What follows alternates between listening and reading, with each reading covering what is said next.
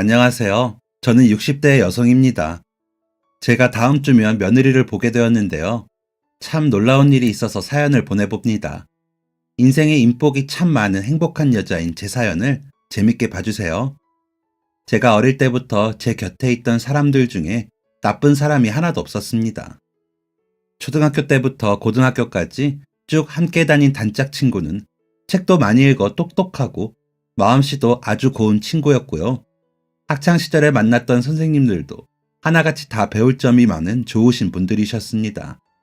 물론 인생 살면서 사람과 사람 사이에 생기는 작은 다툼들과 마찰은 있었죠. 그런 것까지 없는 사람이 어디 있겠습니까? 다들 살아온 환경이 다르고 생각하는 게 다르니 일어나는 자연스러운 일들이니까요. 그런데 진짜 크게 사람한테 배신을 당한다거나 대인다거나 한 적이 없었습니다. 이 정도면 인복 많은 게 맞지요. 그런데 그 중에서도 제게 가장 큰 행복을 가져다 준, 제 마음을 꽉 채워준 사람은 바로 제 남편이었습니다. 남편과 만나게 된 것은 대학 시절이었어요. 제가 2학년 올라갈 때 남편이 군에 다녀와서 복학을 했는데, 그때 그 시절에는 복학생 선배가 그렇게 멋있어 보이잖아요. 고작 2살 많은 것 뿐인데 굉장히 어른 같기도 하고, 군대를 다녀와서 그런가 동갑내기 남자애들보다 훨씬 의젓하고 터프해 보였었죠. 저도 마찬가지였습니다. 복학생인 남편에게 첫눈에 반해버렸습니다. 아니, 그런데 제가 반한 이 복학생 선배는 다른 선배들하고 다른 거예요. 다른 복학생 선배들은 후배 여자애들이 밥 사달라고 하면 막 좋아하면서 밥 먹이고, 심지어는 사달라고 안 해도 불러내서 사주기도 했거든요. 또 술자리에 어떻게든 끼려고 하기도 했고요.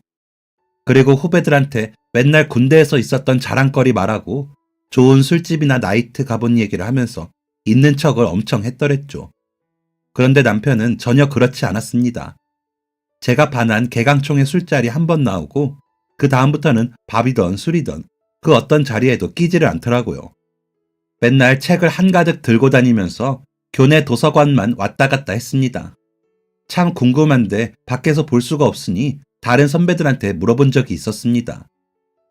형근이 오빠는 밥도 안 먹고 술도 안 먹고 책만 보고 산대요?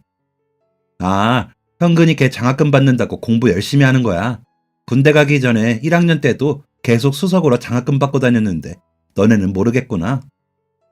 이 말을 들으니 전에는 왜 술자리에 안 나오나 아쉬웠는데 장학금 받으려고 공부 열심히 한다는 말 들으니까 너무너무 멋있는 거 있죠.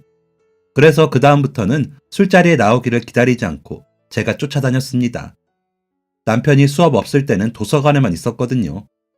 그래서 그냥 무작정 가서 옆에 앉아있고 그랬는데 저한테 관심 하나도 안 주더라고요.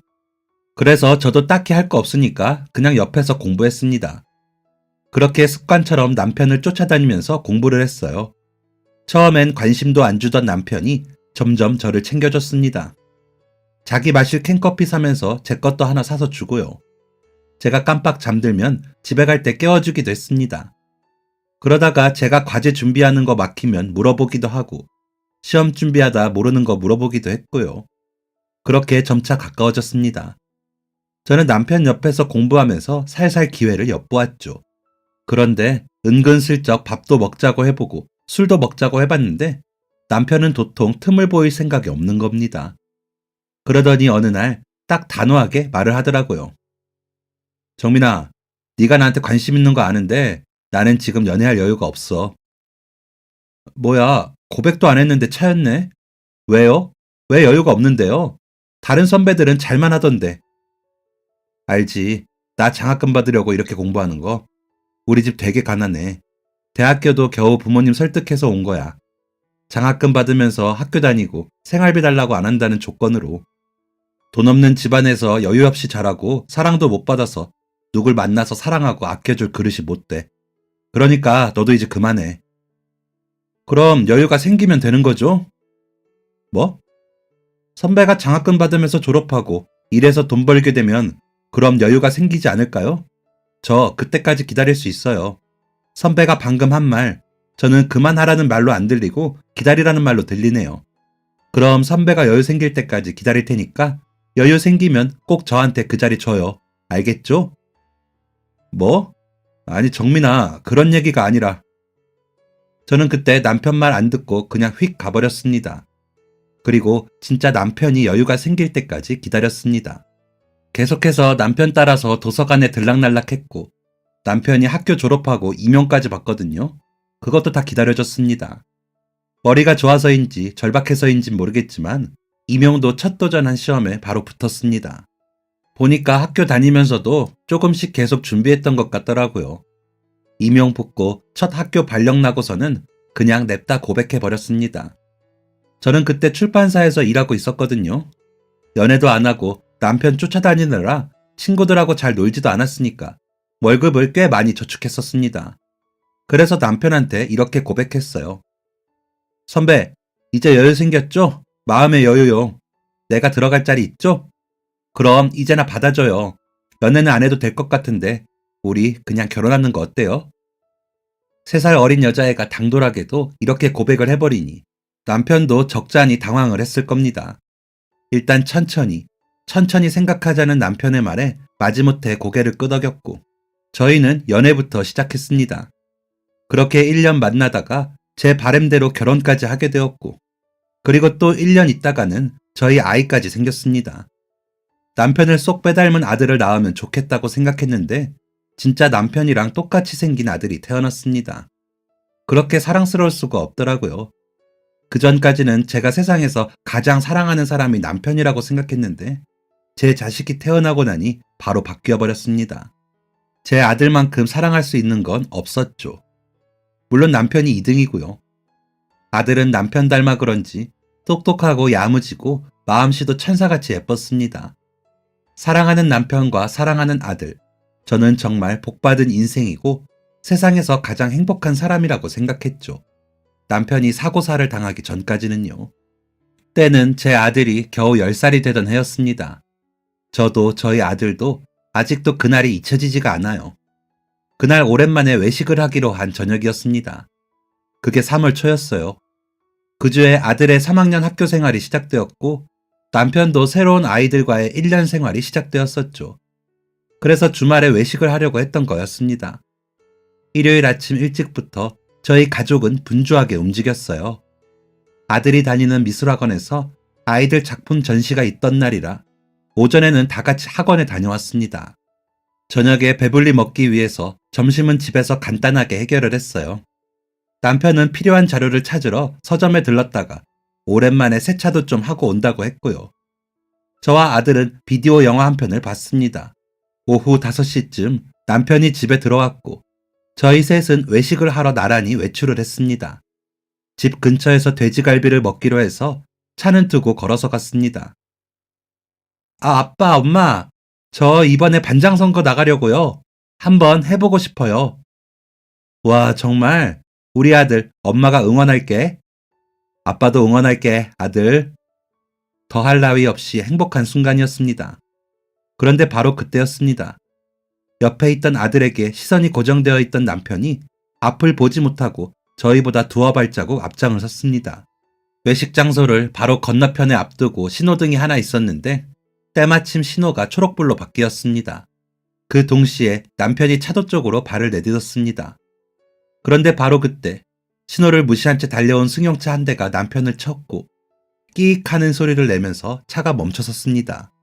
분명 아들과 제 앞에 있던 남편이 순식간에 저희 시야에서 사라진 겁니다. 너무 순식간에 벌어진 일이라 그 자리에서 몸이 굳어버렸습니다. 고개만 겨우 돌아갔습니다. 남편을 친 승용차에 가려져서 남편의 모습이 보이지는 않았지만 아스팔트 위로 검붉은 피가 번지고 있었습니다. 곧 여기저기에서 비명소리가 들리기 시작했습니다. 놀란 아들은 제 손을 꼭 잡고 소리를 계속 질렀습니다. 구급차가 오기도 전에 남편은 세상을 떠나고야 말았습니다. 정말 힘든 순간이었습니다. 그 이후부터 정말 힘든 순간의 연속이었습니다. 제 세상이 흑백으로 변한 기분이었습니다. 생동감이 전혀 없었고 웃음도 나지 않았고 그렇다고 눈물이 나지도 않았고 제가 죽어있는지 살아있는지도 모를 정도로 감정이 없었습니다. 힘든 건 아들도 마찬가지였습니다. 눈앞에서 아버지의 죽음을 목격한 아들은 굉장히 큰 충격을 받았습니다. 밥을 잘 먹지 못했고 밥을 먹다가도 구토를 하러 화장실로 뛰어갔습니다. 학교 생활도 온전하게 하지를 못했습니다. 수업 시간 도중에 갑자기 불안 증세를 보이기도 했고 예고도 없이 펑펑 울기도 했습니다. 그 어린 것이 그런 끔찍한 일을 겪었으니 멀쩡하게 이상한 거죠. 저도 무척이나 힘들었지만 이겨내야 했습니다. 저는 엄마니까요. 저는 제 자식을 지켜야 하는 사람이니까요. 제 아들이 원래의 모습을 찾을 수 있도록 진짜 많이 노력했습니다. 정신과 가서도 상담 받아보고 상담센터, 발달센터, 병원도 다 가보면서 할 수 있는 노력은 다 했습니다. 아이가 받은 충격이 굉장히 많을 거라고 하더라고요.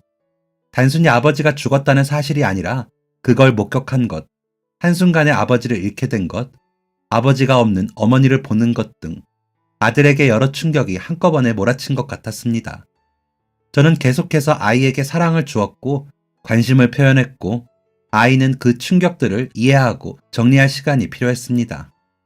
그 노력 끝에 아이는 2년이 지나서야 모든 상황을 인정하고 안정을 찾았습니다. 아들이 괜찮아지니 슬슬 현실의 압박이 몰아쳤습니다. 가장 현실적인 문제, 바로 돈이었습니다. 저는 12년 만에 다시 일을 시작했습니다. 혼자 애 키우는 경력 단절된 아줌마가 할 수 있는 일이 뭐가 있겠어요? 시간제 알바라도 자리가 나면 감지덕지겠구나 생각했습니다. 그런데 그때 제 사정을 알게 된 지인에게서 연락이 왔습니다. 결혼 전에 출판사에서 일했을 때 알게 된 선배였는데 보는 눈이 상당히 좋아서 업계에서 인정받는 훌륭한 분이셨습니다. 정민아, 잘 지내? 네, 언니, 어쩐 일이세요? 요즘 뭐 하나 궁금해서. 저야 뭐 똑같죠. 한번 볼까? 오랜만에 본 선배의 모습은 예전보다 훨씬 더 멋있어져 있었습니다. 알고 보니 출판사를 하나 차렸다고 하더라고요. 저 결혼하고 얼마 되지 않아서 회사에 일이 좀 생겨서 나오게 되었는데 그때 바닥부터 시작해서 지금은 꽤 이름을 알리고 있다고 했습니다. 그런데 제게 이런 말을 하는 겁니다. 같이 일하자, 정민아. 네? 저요? 저 12년이나 쉬었어요, 언니. 이제 보는 눈도 없고 흐름도 끊겼는데요. 흐름 금방 타. 예전이랑 뭐가 다르겠니? 너 요즘 일자리 알아본다는 거 들었어. 우리 회사 들어와서 일해. 일 잘하면 돈 많이 줄게. 저는 그렇게 다시 출판사에 들어가서 일을 하게 되었습니다. 아직 손길이 많이 필요한 아들을 두고 알바도 아닌 회사를 다닌다는 게 맞는 걸까 싶었는데 제가 일한다고 하니까 오히려 아들이 더 기뻐했습니다. 와, 엄마, 멋져요. 출판사? 멋있다. 엄마 없이 괜찮겠어? 이제 고학년이고 학원도 더 늦게 끝날 텐데. 괜찮아요. 어차피 학원 버스 타고 다니는데요. 저는 걱정하지 마세요. 새삼 우리 아들이 많이 컸구나 생각했습니다. 제 마음과 사정을 이해해준 아들 덕분에 저는 좀 더 맘 편히 회사를 다닐 수 있었습니다. 남편이 죽은 뒤에 2년 동안 굴리지 않았던 자동차도 정비도 하고 세차도 해서 제가 회사에 가지고 다녔습니다.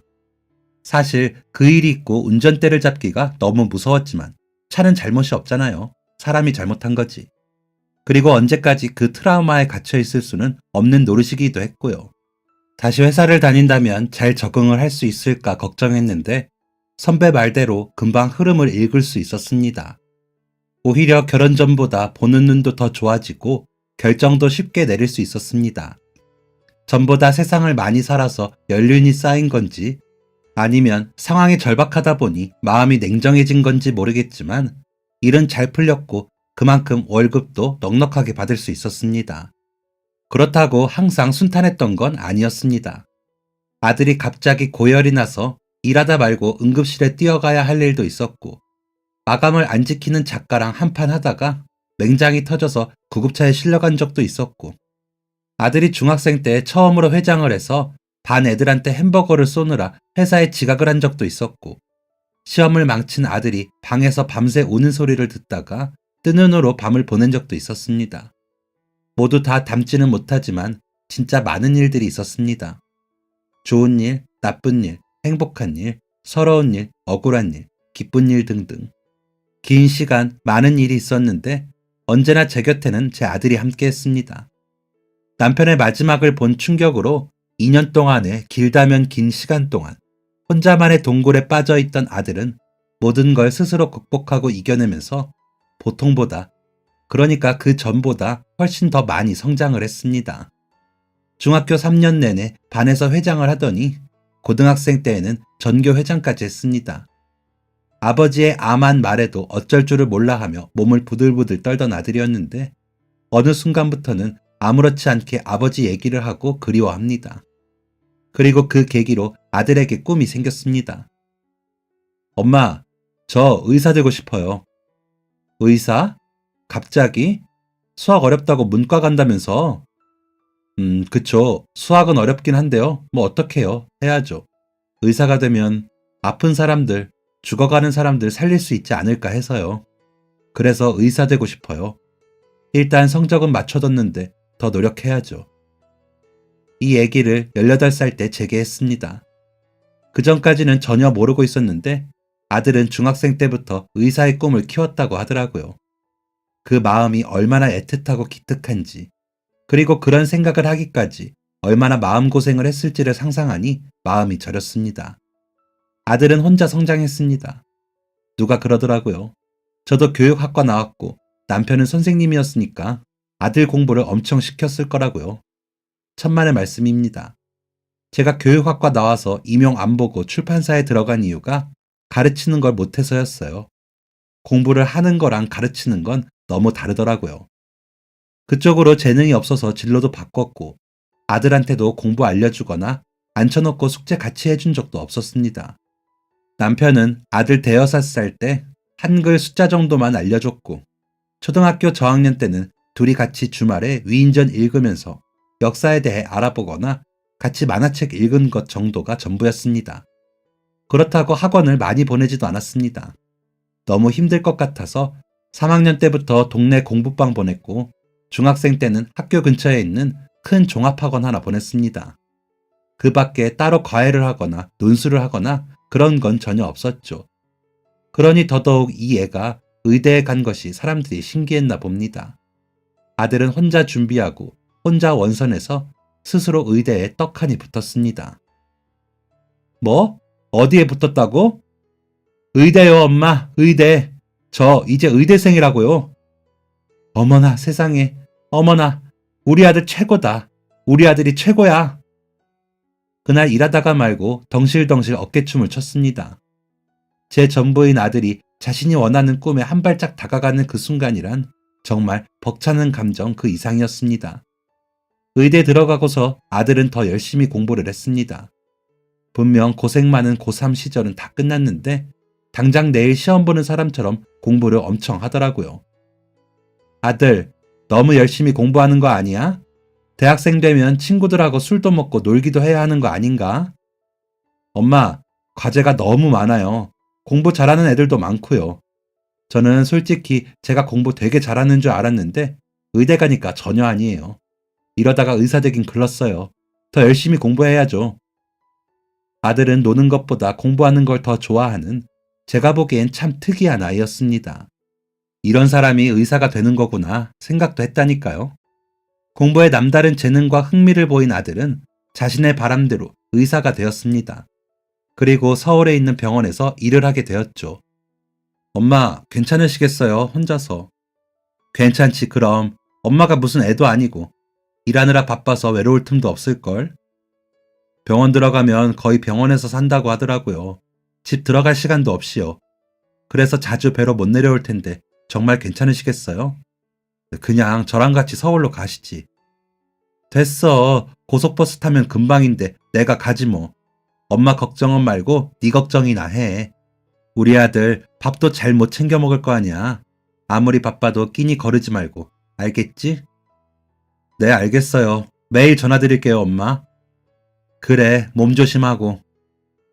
백날이고 첫날이고 제 옆에 붙어 있을 줄 알았던 아들은 그렇게 제 곁을 떠났습니다. 사실 대학생 때도 기숙사 생활하느라 서울에 있긴 했지만 그땐 꼬박꼬박 주말에 내려왔거든요. 그런데 이젠 일주일에 한 번은 무슨, 한 달에 한 번도 못 볼 처지가 되니 괜히 가슴이 먹먹했습니다. 그래서 일주일에 한 번 아들 혼자 사는 집에 가서 반찬도 채워놓고 아들 병원에 가서 잠깐 커피도 한잔하고 다시 내려오고 했습니다. 처음엔 그렇게 일하다가 일주일에 한 번 보러 가면 버틸만 하더라고요. 그런데 아들 서울 가고 한 3년 후였나? 제가 회사를 그만두게 되었습니다. 나이도 있고 회사 사정도 안 좋아지면서 자연스럽게 그렇게 된 거였죠. 일을 안 하니까 너무 심심하더라고요. 집에서 혼자 운동도 하고 드라마도 보고 청소도 하고 책도 읽는데도 심심했습니다. 그래도 추억이 가득한 그 집을 떠나기는 싫어서. 그럼 정말 남편의 흔적이 없으니까요. 또 서울 가면 복잡하고 사람도 너무 많잖아요. 거기 아는 사람이 있는 것도 아니고요. 그래서 그냥 혼자 그렇게 생활을 했습니다. 그렇게 시간이 흘러서 아들이 레지던트 마친 직후였습니다. 엄마, 병원 한번 오세요. 건강검진 한번 하셔야죠. 너 바쁜데 건강검진은 무슨. 됐어. 엄마 건강은 엄마가 챙길게. 아니에요. 제가 하는 게 뭐가 있어요. 예약만 잡아드리면 되는데. 아유, 괜찮은데 그 큰 돈을 뭐하러 써. 이렇게 쓰려고 돈 버는 거라고요. 엄마 편하신 날짜 알려주세요. 제가 예약 잡을게요. 엄마가 아들 잘 둔 덕 보네. 알겠어. 엄마가 시간 보고 문자 남길게.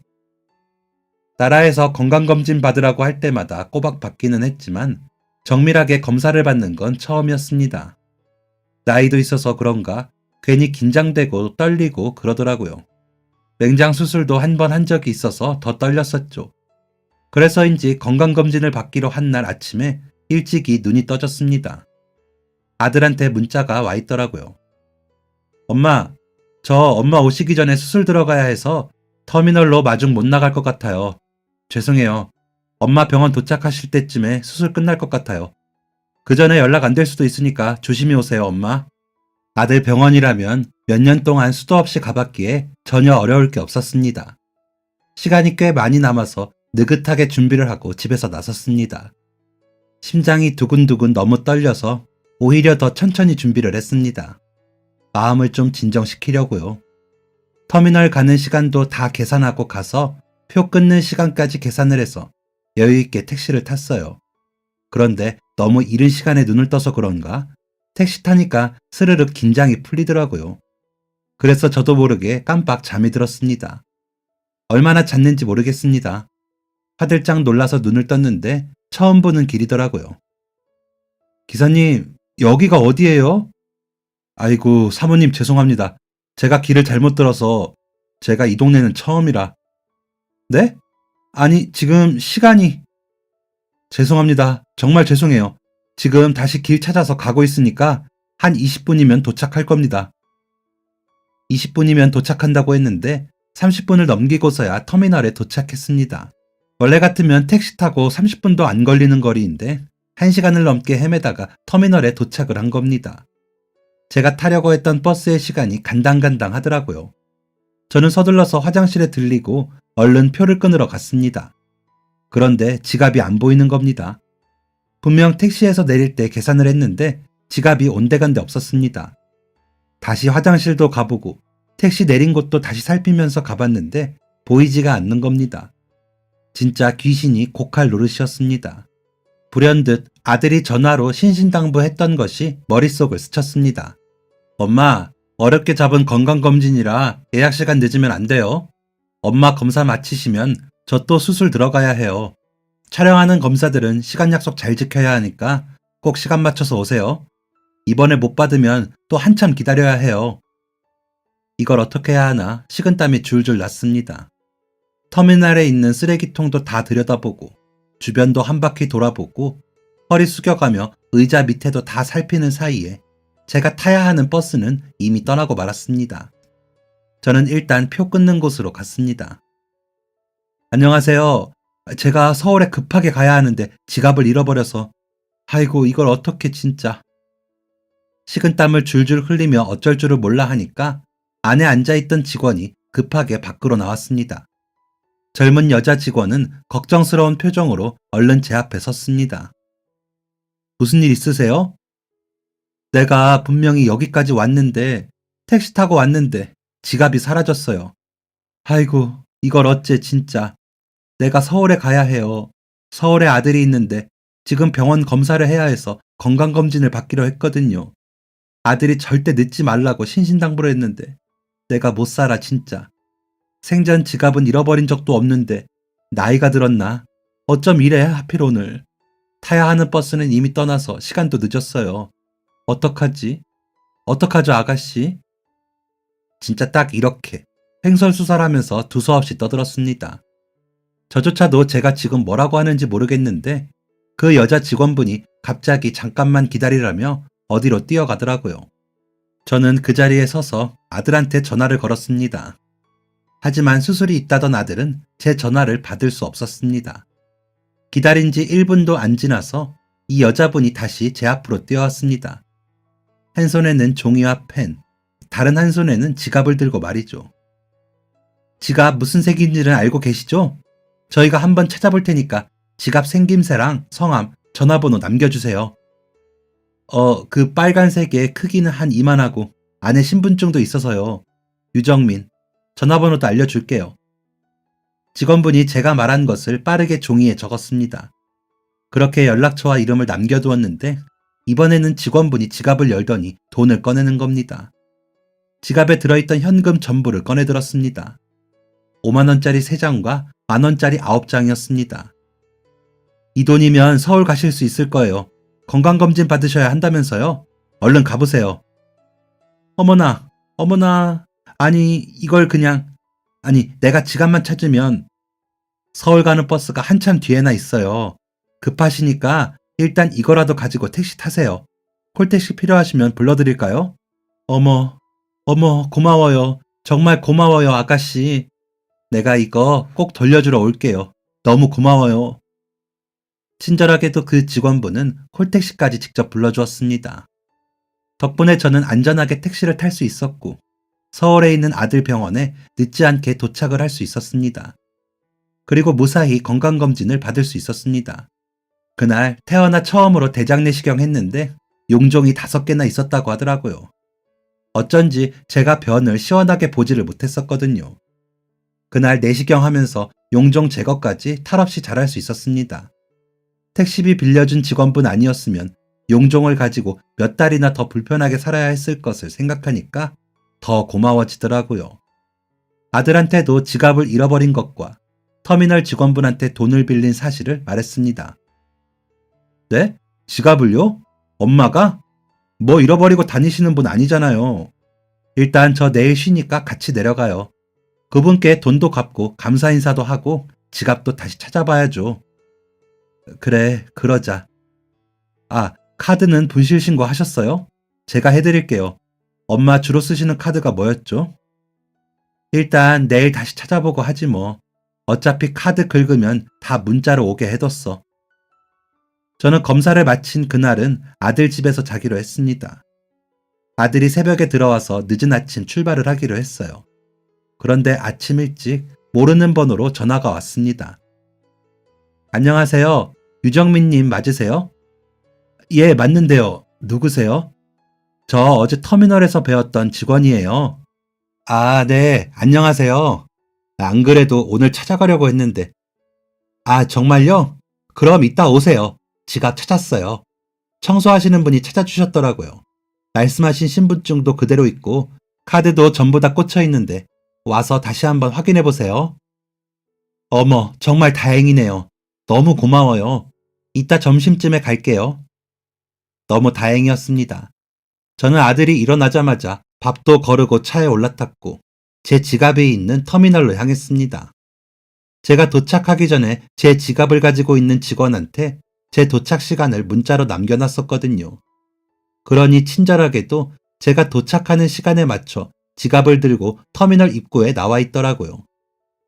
안에 있지 뭐하러 나와 있어요? 얼른 돌려드리고 싶어서요. 어차피 지금 점심시간이라 일도 없어요. 너무 고마워요. 그럼 밥도 못 먹고 기다린 거예요? 제 물음에 그 여자 직원은 대답 대신 미소를 보였습니다. 보아하니 저를 기다리느라 끼니도 거른 듯 했습니다. 열심히 일하는 사람이 밥도 못 먹고 그럼 어떡해요? 우리 이것도 인연인데 내가 밥 살게요. 얼른 따라와요. 점심시간이 길지 않아서 얼른 끼니를 해결할 수 있는 터미널 근처 순두부집에 들어갔습니다. 아들과 저와 그 여자 직원 셋이 자리를 잡고 앉았습니다. 여자 직원분이 찾아준 지갑에는 카드랑 현금 모두 그대로 전부 다 있었습니다. 그대로네. 다행이다, 다행이야. 너무 고마워요. 덕분에 찾았어요. 어제도 덕분에 검사 잘 받았고요. 아니에요. 당연히 해야 할 일을 했을 뿐인데요, 뭐. 검사 잘 받으셨다니 정말 다행이에요. 요즘 보기 드문 참 착하고 예의 바른 아가씨라고 생각했습니다. 그런데 제 옆에 앉아있는 아들 녀석이 말 한마디를 안 하더라고요. 그렇게 말이 없는 애가 아니라 왜 이러나 생각했다가 전날 수술 때문에 피곤한가 하고 대수롭지 않게 생각했습니다. 그러다 식사 다 마치고 그 여자 직원분하고 헤어지려니까 그제서야 딱 한마디를 하더라고요. 아, 어머니께서 빌려간 돈 돌려드려야 하는데 제가 지금 현금이 없어서요. 연락처 주시면 제가 문자 드릴게요. 문자로 계좌 알려주세요. 오늘 바로 돈 보내드릴게요. 여자 직원은 알겠다며 곧장 핸드폰 번호를 알려주었습니다. 아들이 그날 집에 돌아가서 제가 빌린 돈을 다 그 여자한테 돌려주었습니다. 그 사건은 그렇게 단순한 해프닝으로 끝이 나는 줄만 알았습니다. 다시 터미널 직원분을 만날 일도 없을 줄 알았죠. 그런데 한 1년 뒤에 저는 다시 그 여자분과의 인연이 생기게 됩니다. 제가 지갑을 잃어버리고 서울을 안 갔던 게 아닙니다. 계속 꾸준히 아들을 보러 갔습니다. 그때 그 여자분을 본 적도 있었지만 못 본 적이 훨씬 많았습니다. 1년 동안 두어 번 봤나? 봤을 때도 제가 버스 시간 때문에 대충 인사만 하고 헤어진 정도였습니다. 그런데 제가 지갑 잃어버린 후 1년이 지난 어느 날이었습니다. 엄마, 저 여자친구 소개해드리려고요. 같이 갈게요. 시내에 식당 알아봤어요. 거기서 봬요. 단 한 번도 여자친구 있다는 말도 안 꺼낸 아들이 자기 여자친구를 소개해준다고 하더라고요. 깜짝 놀랐습니다. 대체 어떤 사람이길래 만난다는 것도 말을 안 했나 궁금하기도 하면서 대체 어떤 사람이길래 아들이 제게 소개를 해준다는 건가 했습니다. 괜히 긴장되는 마음으로 약속 장소에 나갔습니다. 익숙한 아들의 뒷모습이 보이고 그 옆에는 하늘색 원피스를 입은 긴 머리의 여자 뒷모습이 보였습니다. 아들이 먼저 저를 발견하고 자리에서 일어났고 옆에 있던 아들의 여자친구도 따라서 일어나 뒤를 도는데 정말 깜짝 놀랐습니다. 터미널에서 제 지갑을 찾아주었던 그 여자 직원인 겁니다. 어머, 이게 뭐야? 두 사람 뭐야? 엄마, 놀라셨죠? 아들이 해벌쭉 웃더라고요. 사건의 전말은 이랬습니다.